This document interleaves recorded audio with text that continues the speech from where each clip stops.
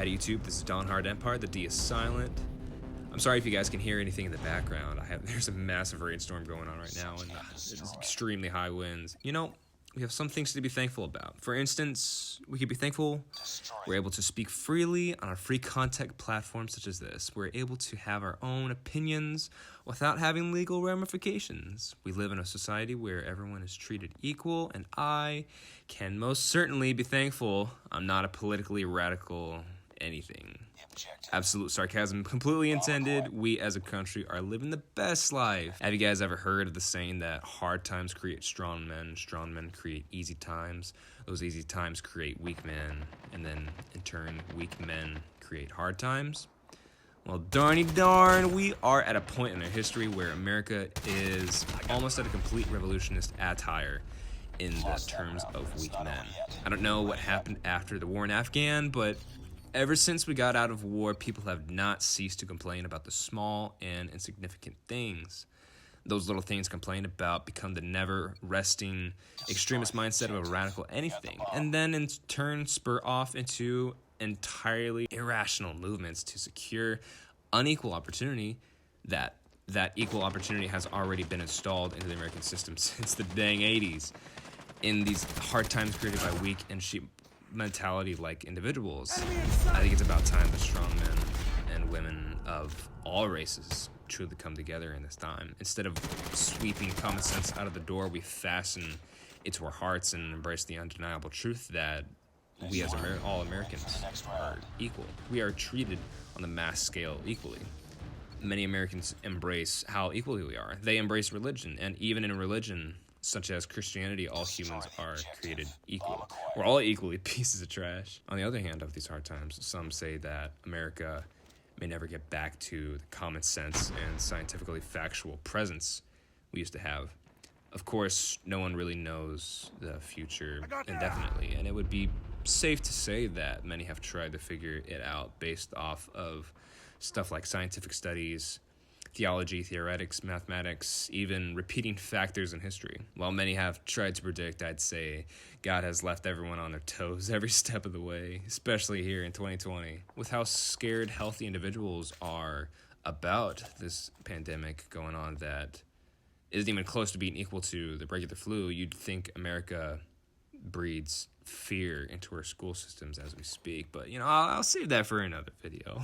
I've seen many YouTubers give good talks about what is going on in our lives today and how to counteract those things, but I'd like to take a step further and explain what will happen in the future if our country stays in this self-enveloped mindset that it has gotten itself into. If we do clap back from this weak age, we most definitely can get back on our feet once again and be the free country that we were built upon. But if our people don't wake up, I can give you a good amount of examples of what's to come in the future. As it is right now, Minneapolis, Camden, Lyford, Texas have citizens running the law enforcement. Of course, absolutely nothing wrong can come from that. Am I right? I'm sure those citizens know exactly how to deal with situations that qualified law enforcement train years to prepare for. I'm sure they'd be suitable for the job. It's not like, police are paid a darn good amount to do their job just for fun. No, not at all. It's sad to see that people do not see the ramifications of taking power out. Once you have power taken out, you need to instill a suitable power in its place, which is the exact opposite thing on these radicalists' minds. Not thinking ahead is definitely their strong suit. With these cities taking out their own law enforcement, it would be safe to say you should expect more and more of this happen across America if we don't get it out of the wraps, of course.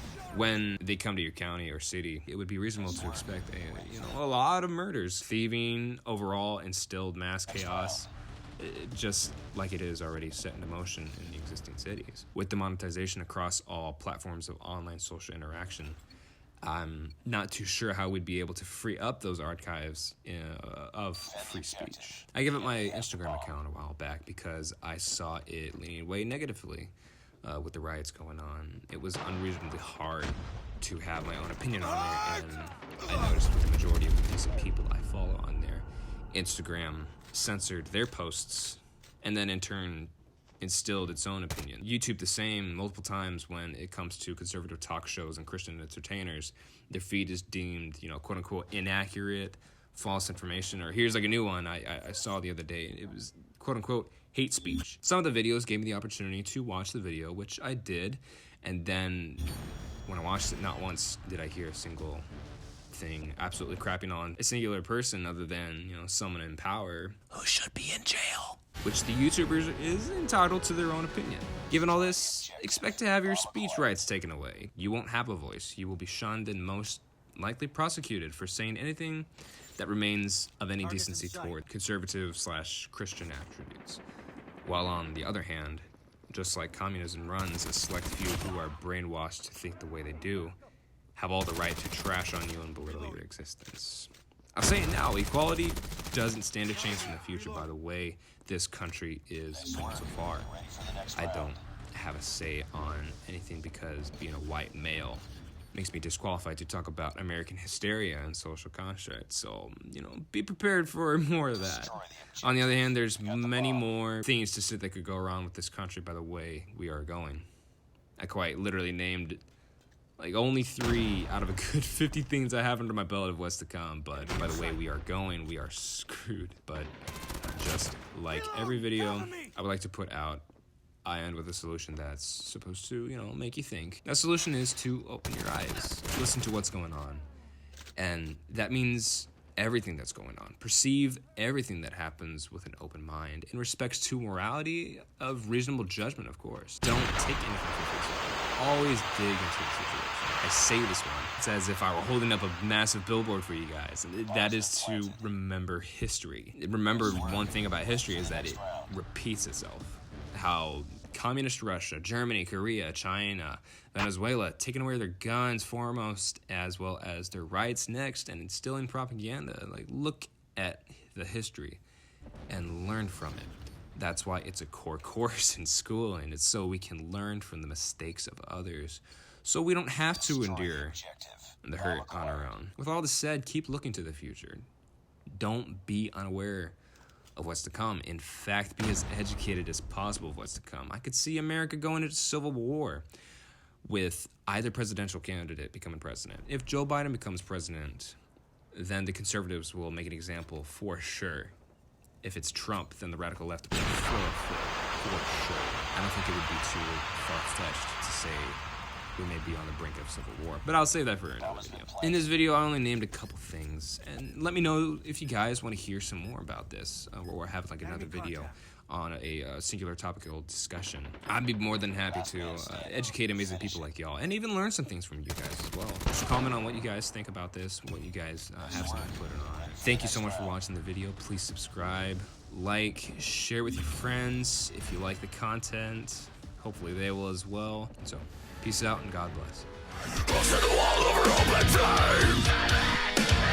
Bowing hands into the earth.